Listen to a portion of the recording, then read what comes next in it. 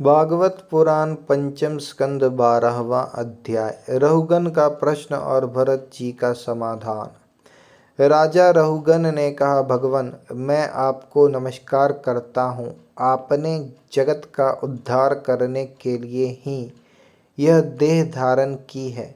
योगेश्वर, अपने परमानंदमय स्वरूप का अनुभव करके आप इस स्थूल शरीर से उदासीन हो गए हैं तथा एक जड़ ब्राह्मण के वेश से अपने नित्य ज्ञान में स्वरूप को जन साधारण की दृष्टि से ओझल किए हुए हैं। मैं आपको बार बार नमस्कार करता हूँ। ब्राह्मण, जिस प्रकार ज्वर से पीड़ित रोगी के लिए मीठी औषधि और धूप से तपे हुए पुरुष के लिए शीतल जल अमृत तुल्य होता है, उसी प्रकार मेरे लिए जिसकी विवेक बुद्धि को देहाभिमान रूप विषैले सर्प ने डस लिया है, आपके वचन अमृत में औषधि के समान हैं। देव, मैं आपसे अपने संशयों की निवृत्ति तो पीछे कराऊंगा। पहले तो इस समय आपने जो अध्यात्म योग में उपदेश दिया है उसी को सरल करके समझाइए। उसे समझने की मुझे बहुत उत्कंठा है।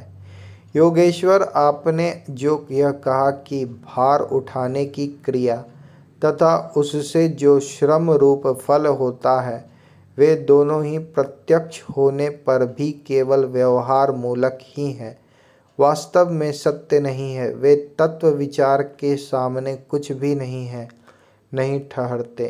सो इस विषय में मेरा मन चक्कर खा रहा है। आपके इस कथन का मर्म मेरी समझ में नहीं आ रहा। जड़ भरत ने कहा, पृथ्वीपते, यह देह पृथ्वी का विकार है। पाषाण आदि से इसका क्या भेद है? जब यह किसी कारण से पृथ्वी पर चलने लगता है तब इसके भारस्वासी। जड़ भरत ने कहा, पृथ्वीपते, यह देह पृथ्वी का विकार है। पाषाण आदि से इसका क्या भेद है? जब यह किसी कारण से पृथ्वी पर चलने लगता है तब इसके भारवाही आदि नाम पड़ जाते हैं। इसके दो चरण हैं, उनके ऊपर क्रमशः टखने, पिडली,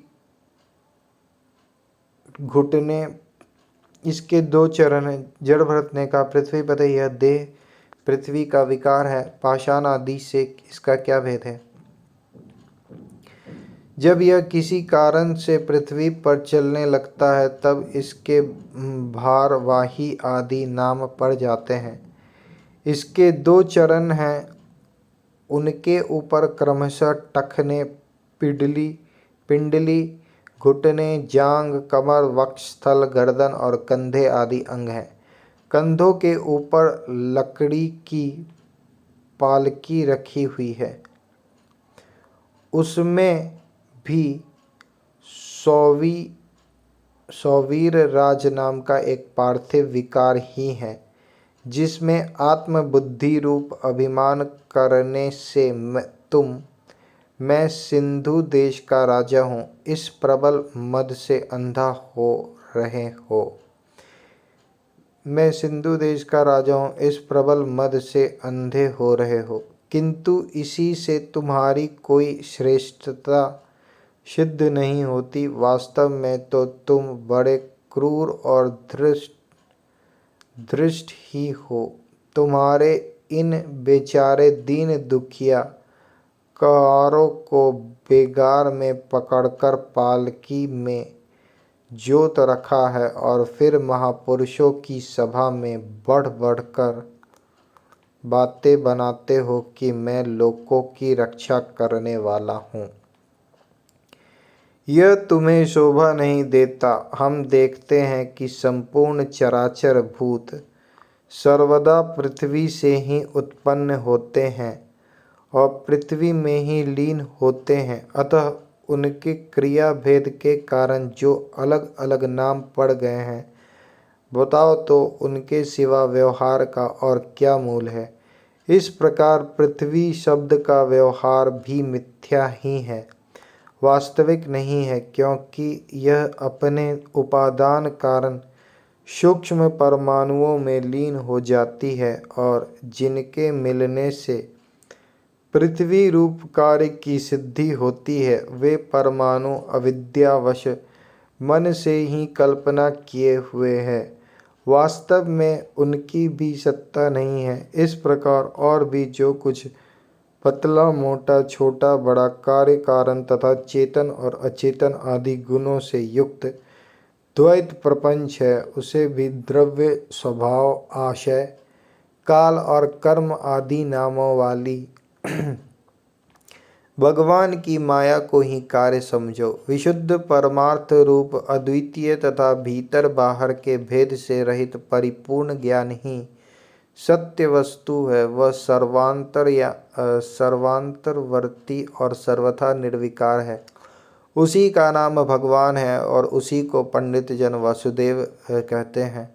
रहुगण महापुरुषों के चरणों की धूलि से अपने को नहलाए बिना केवल तप यज्ञादि वैदिक कर्म अन्नादि के दान अतिथि सेवा दीन सेवा आदि गृहस्थोचित धर्मानुष्ठान वेदाध्ययन अथवा जल अग्नि या सूर्य की उपासना आदि किसी भी साधन से यह परमात्म ज्ञान नहीं हो सकता। इसका कारण यही है कि महापुरुषों के समाज में सदा पवित्र कीर्ति श्री हरि के गुणों की चर्चा होती रहती है, जिससे विषय वार्ता तो पास ही नहीं फटकने पाती, और जब भगवान का कथन नित्य प्रति सेवन किया जाता है तब वह मोक्षकांक्षी पुरुष की शुद्ध बुद्धि को भगवान वसुदेव में लगा देती है। पूर्व जन्म में मैं भरत नाम का राजा था।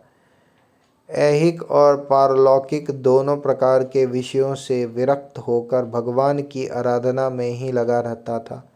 तो भी एक मृग में आसक्ति हो जाने से मुझे परमार्थ से भ्रष्ट होकर अगले जन्म में मृग बनना पड़ा, किंतु भगवान श्री कृष्ण की आराधना के प्रभाव से उस मृग योनि में भी मेरी पूर्व जन्म की स्मृति लुप्त नहीं हुई। इसी से अब मैं जन संसर्ग से डरकर सर्वदा असंग भाव से गुप्त रूप से ही विचरता रहता हूँ। सारांश यह है कि विरक्त महापुरुषों के सत्संग से प्राप्त ज्ञान रूप खड्ग के द्वारा मनुष्यों को इस लोक में अपने मोह बंधन को काट डालना चाहिए। फिर श्री हरि की लीलाओं के कथन और श्रवण से भगवत स्मृति बनी रहने के कारण वह सुगमता से ही संसार मार्ग को पार करके भगवान को प्राप्त कर सकता है।